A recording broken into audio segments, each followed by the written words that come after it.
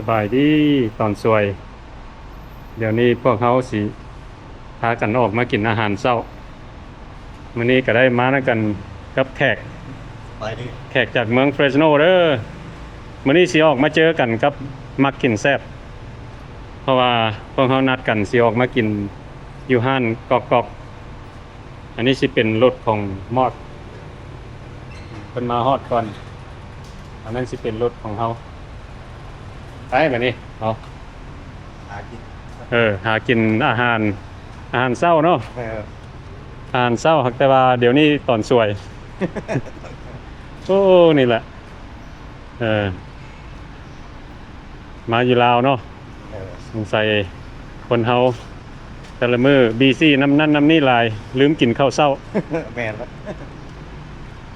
ก็ดีคือกันประหยัดไปแนวหนึงเนาะนี่อาหารนี้เฮาก็เคยมากินสิเป็นห้านก๊อกเมกามอร์ทอยู่นครหลวงเวียงจันทน์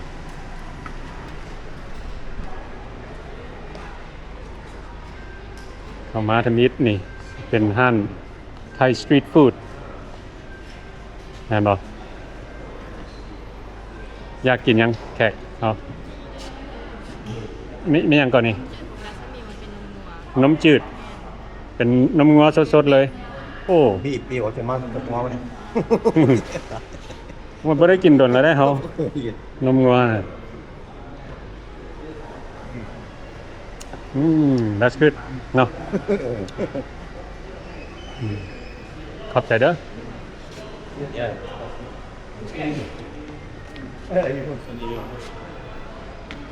โอ้เพิ่นหมอกเพิ่นอยู่ I know that's why I'm not going over there นี่เด้อเฮามาลาวนี่เนาะมีหลายบอนอันนี้เฮาก็สิเว้าให้หลายยูทูบเบอร์ฟังเลยเนาะเพราะว่าเฮามาลาวนี่เฮาต้องได้ แม่น obey the rule ฮู้บ่เพราะว่าบางบอนเพิ่นสิบ่ให้เฮาถ่ายรูปหรือว่าถ่ายวิดีโอ แม่น เพราะว่าเฮาเห็นบางคนนี่เขาเจ้าไปถ่ายบอนนั่นบอนนี่บอนที่เพิ่นบ่ให้ถ่ายนะอันนี้เฮาบ่ต้องเฮ็ดเด้อเฮามาลาวนี่เขาต้องได้ตามกฎมาเลย เฮ็ดตามกฎระเบียบของเพิ่นobey the law obey the rule อันนี้บ่ว่าจะเป็นอยู่รัฐใดคือกัน หรือว่าประเทศใดเพิ่นก็มีกฎของเพิ่นคือกันคือก็แบบrespect เนาะ respect privacy ของเพิ่นเดี๋ยวนี้เฮาก็สิท่ามักกินแซ่บออกมาเพิ่นไปเอาเงินออกจากร้านเนาะนี่เนาะ นี่เฮาเลาะทายให้พี่น้องได้เบิ่งก็ได้นี่ทางนี้สิเป็นไทยสตรีทฟู้ดเนาะ ไทยสิ อาหารของเพิ่นก็เป็นตาแซ่บหลายเมนู หลายเมนูแล้วก็ทางที่นี่ก็คักได้นี่เนาะทางที่ก็สิเป็นคืออาหารฝรั่งเนาะ potato corner potato corner นี่สิเป็นแบบอาหารจืดเนาะสิมีแบบจืด จืดมันฝรั่งแล้วก็มีหยัง จืดมันนี่ โอ้เป็น fried chicken อาหารfinger food เนาะอาหารแบบถึกใจเด็กน้อยแล้วเนี่ย แม่น แล้วก็ทางพุ่นสิเป็นห้านบอนจอน มี บอน เกาหลี เออ เกาหลี บอนจอนนี่เฮาได้มากินเช่นหนึงกับหมอดสิเป็นร้านอาหารเกาหลีอยู่นี่อันนี้อยู่อเมริกาก็มีเนาะห้านนี้นี่ คุณ แล้วก็ภาคพี่ก็สิเป็นห้านต่างหากอีกโอ้แซ่บได้นี่ห้านนี้นี่อาหารของเพิ่นแซ่บ แต่อาหารนี่ เบิร์ดอาหาร มากเลย ละทั้งในพุ่นก็สิเป็นตลาด ตลาดอย่าคล้ายๆคือแบบวอลมาร์ทบ้านเฮาพุ่นแหละฮักแต่ว่าอยู่นี่คักกว่าเพราะว่าเพิ่นมีเบัดทุกอย่างเด้ แม่นใหญ่ เป็นตลาดใหญ่แล้วก็ขายอาหารเป็นพักเป็นซีน เครื่องแห้งลาย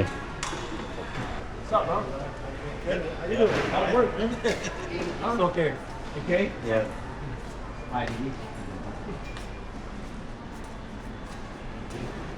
อาหารดีเคยมากินแซ่บหลายอาหารนี้นะ They make it thumb. โอ้เป็นตำ I gotta get some protein in. I just gotta look it out. There's Thai food over there too. มักอาหารยัง หึ มักแบบใด แบบไหนก็ได้นี่ อันนี้โอ้ลูกกระแดกสเปเกตตี้ก็มีวันได้นะ นี่สเปเกตตี้ ลูกกระแดก Chicken teriyaki looks good กินอันนี้ก็จะ เรียกมาก็ได้นี่เป็นบ่เซลฟองนี่บ่มีไข่ลูกกระแดก เยอะ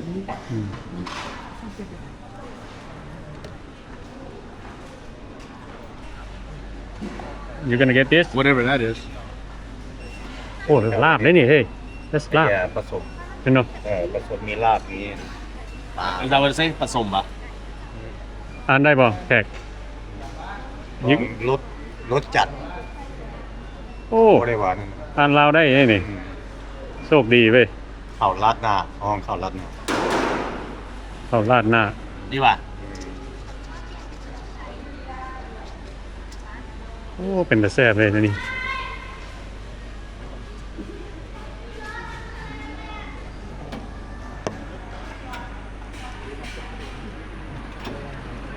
งวนนั่นเห็นยังอยู่เฮือนหมดนั่น บ่ฮู้เด้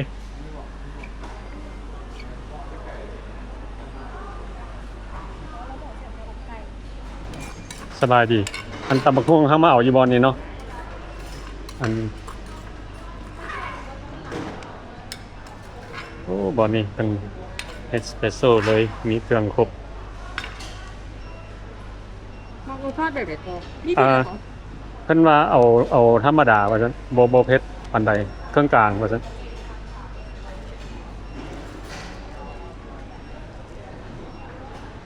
ปลาแซ่บ อาห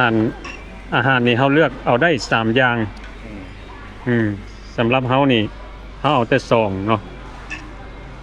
มอกเอา3สิมีสิ้นไก่สิ้นปลาแล้วก็สิ้นนั่นน่ะบ่มีไข่แล้วก็แล้วก็แขกนี่3อย่างคือกันเนาะ ปลอดภัย เขียวหวาน thank you แล้วก็อาหารนี่สิมีแกงมานำ มีน้ำให้สด มีน้ำร้อนให้สดแล้วพวกเขานี่แหละอาหารบักหลายๆเนาะมีตำบักหุ่งน้ำแล้วก็น้ำคก3อัน everything ทุกสิ่งทุกอย่างตกมา220,000 กีบ Wow. ว้าว Food is delicious. อืม And it's pretty inexpensive. มื้อนี้หมอแขกอยากมาญาติจ่าย Okay, maybe I hit guy. How's work? Okay, still on training. Not yet. Yeah. Still on training. You get a motorcycle? Don't know yet. Still wait. Never know they might give you free. I don't know. เอามาลองซีมเบิ่งนี่เนาะสิเป็นซีนไก่กับซีนปลาลองเบิ่งซีนไก่เป็นเพิ่น But we haven't worked yet. You know, it's like on training still. It's good to see you though. Yeah. Yeah, I see you guys went to Wang Vieng, right? Mm-hmm. Yeah. อืม How was it? Yeah, Pretty fun. good. Yeah. ซีนปลาเพิ่น You jump the water? What? They did. I didn't. Oh, you didn't go? Oh, I went, swim? but I swim, but I didn't jump. Oh, you didn't jump like them? No, I'm the smart one. No one heard no. Man this is why we keep coming back food like this You know why? You know why you come back. รสชาติ You want to look at the girls. Find yourself a wife. โอ้หมอมอกนี่อืม It's the food It's the food แซ่บหลาย I taste that for the first time taste that for the first time man Yeah. love it What happened when you see her for the first time? huh What happened when you see her for the first time? see her for the first time Mm-hmm. it became the last time I see her you know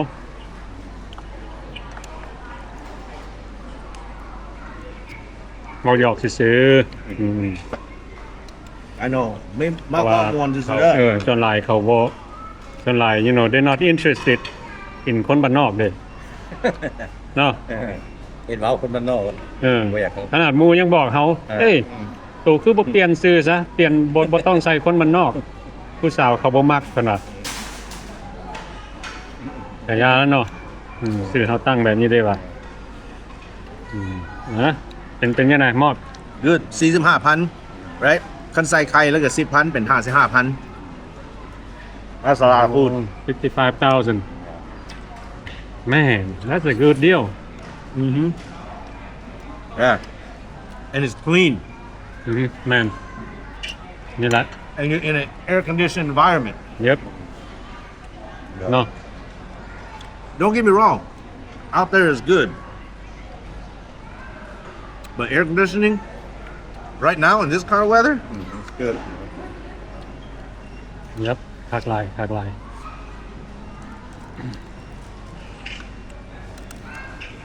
เป็นจังไดแขก โอเคเดินเห็นกันเท่านึง well, my lord. Now you know where I live. You always welcome.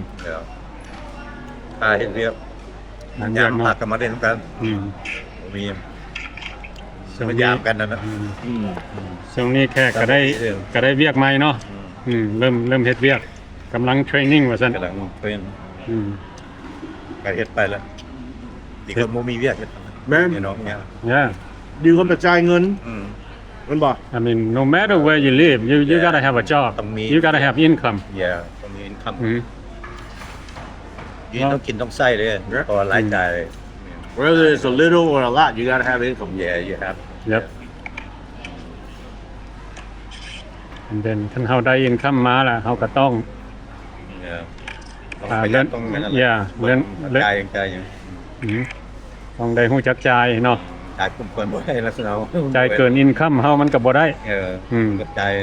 เดี๋ยวจ่ายแล้ว เป็นไงอาหาร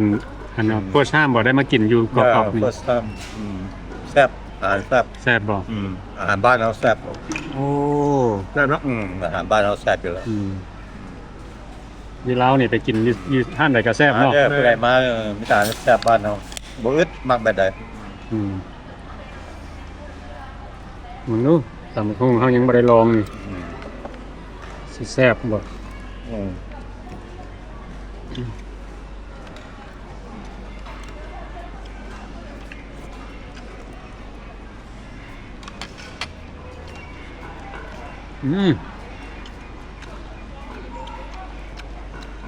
ว้าวเนาะ โอ้ว้าวอ่ะ ว้าวอีหลี แซ่บ แซ่บ แซ่บกัน ๆตัวน่ะไปบอกไปบางเวียงน้ำบอก บางแวง What days you off, bro? weekend Yeah. Yeah. We go like Friday. You know, Yeah. Friday night. come back What Monday time you get off? I get off like almost 5. 5 in the morning? Work in the morning, get out at 5. Evening. Like almost 5. Do you work your whole shift? Yeah. Because you know in Laos, they don't work their whole shift. Yeah. Some it right now slow. Sometimes we get out early. Yeah. You should go to Vang Vieng with us. This time I will go. yeah I wanna ride the raft. I'm waiting for my wife. But Do I have him come here yet? no, she's on the phone right now, but no, she'll be here hopefully October? this month Oh, or next month yeah, at the latest. Yeah. that's good. You bring your dog? We're trying right now. Yeah. If I didn't have dogs, my wife would already been here. How wifey? Yep.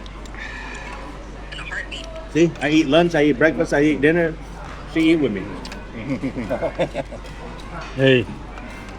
this soup is really good. Yeah. It's not that good. I think you're lying to the people. No, Let me try it again. ลองไหม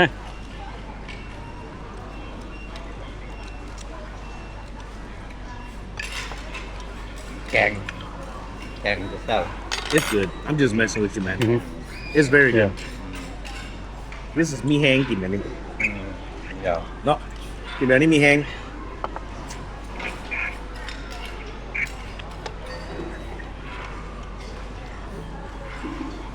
You know where the place กินข้าว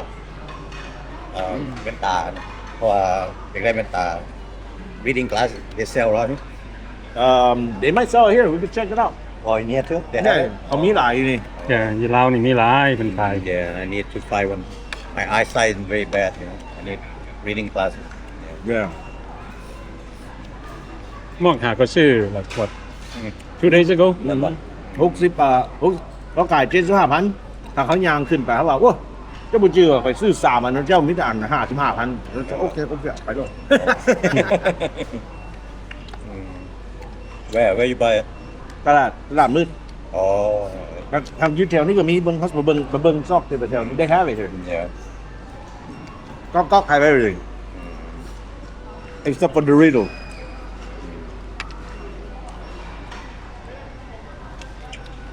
ถ้าบ่มีเลย just call us up bro yeah until you know we listen don't take it the wrong way Yeah. from us because sometimes we're busy we're doing this Yeah, doing I that know, you know yeah. คนดึงไปนี่ Yeah. so เขาลืมโทรหาคนนี้คนนั้น yeah ถ้า I ท่าน know โตมีเวลาโทรมาแล้ว so you know what I mean please don't take it the wrong way yeah I know you got busy but come hang out yeah if I'm not busy you know yeah on the weekend you know you hit โทรมามาหมดพักเอาก็ได้I think you live by Mon yeah หมอแพทย์ก็มายามนี่เพิ่นมาสิไปเลี้ยงเขาอะนะสิมาเลี้ยงเฮา2 คนbut it's okay เนาะ บ่เป็นหยัง บ่เป็นหยังดอก ไว้มื้อหน้าแล้วมื้อหน้า ง่ายเนาะ มีหลายมื้อเลี้ยงอยู่ มื้อหน้าเฮาเลี้ยงอีกก็ได้ sound good to me อืม ละปันกันเลี้ยงกันเต้ Hey from here on out I'm just gonna order and walk away yeah ก็เดี๋ยวเลี้ยงมันกับปันการแรกๆก็ปันกันเลี้ยงกัน you know what I love and I don't mind paying because all this is only 220,000 that's like what $10 Well I'm glad you love pain and then because I love eating hey once I go back to America just one of this $20 yeah maybe $20 yeah Oh it's gonna be more than that yeah more Yeah. 40 I think 40 like 40 something yeah just one of this and then all of this we pay only like $10 yeah like panda remember panda yeah it's like 30 something already bucks already all this that's why บ่แม่นว่าเฮาแสดงดอก you know I mean I don't mind who go I love to pay you know like that I love it when you pay too though Don't worry I don't mind either yeah เฮานั้นบ่แม่นแสดงว่าเฮามีเงินมีนั่นเนาะบ่แม่น I'm still getting like a discount yeah I can't believe my wife is still up Oh wait it's only 9:30 huh I got an hour. I keep on mixing up the East Coast time with the West Coast time because she was in the East Coast so we're at like it's 12:30 right now right? Now she's in the West Coast it's 9:30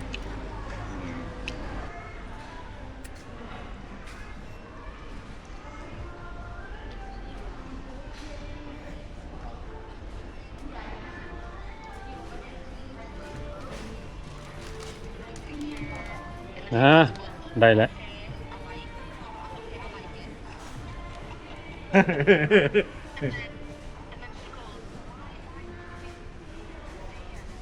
Not bad. Sweet. โอ้ reading glasses Yeah, reading. 2.0 โอ้ยถูกเด้นี่ Yeah. You have to know your size. so you buy this one Yeah. See that this one they have 17. 3. This โอ้ one 2. ว้าวนี่ๆเฮาสิเอา Yeah, ตัว eyesight, 2 yeah. I'm gonna get the 2 You know your eyesight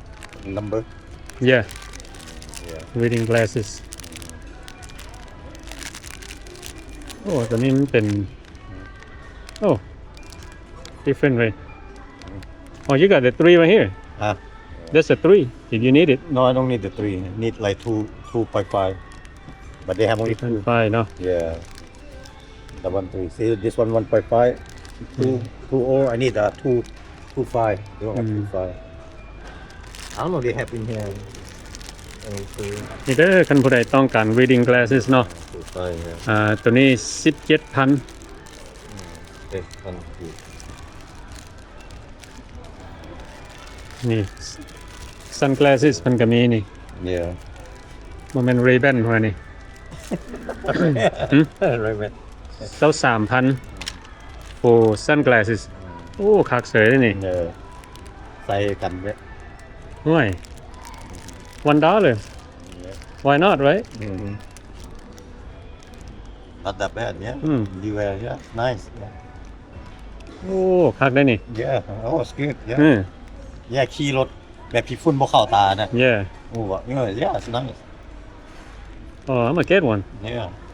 oh yes โอ้มีหลายแบบอีกได้แว่นตาอ่าน ครับ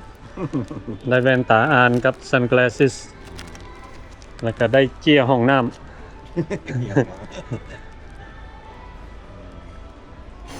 อันนี้แหละเฮาว่าแบบ Walmart is the same way Yeah, it's like you go in don't know what you're gonna get but then you always come out with something อันนี้คือกันแม่นบ่ บ่ได้วางแผนสิมาซื้อหยังหักแต่ว่า บ่ได้วางแผนเลย หักแต่ว่าบาทออกไปก็ได้เครื่อง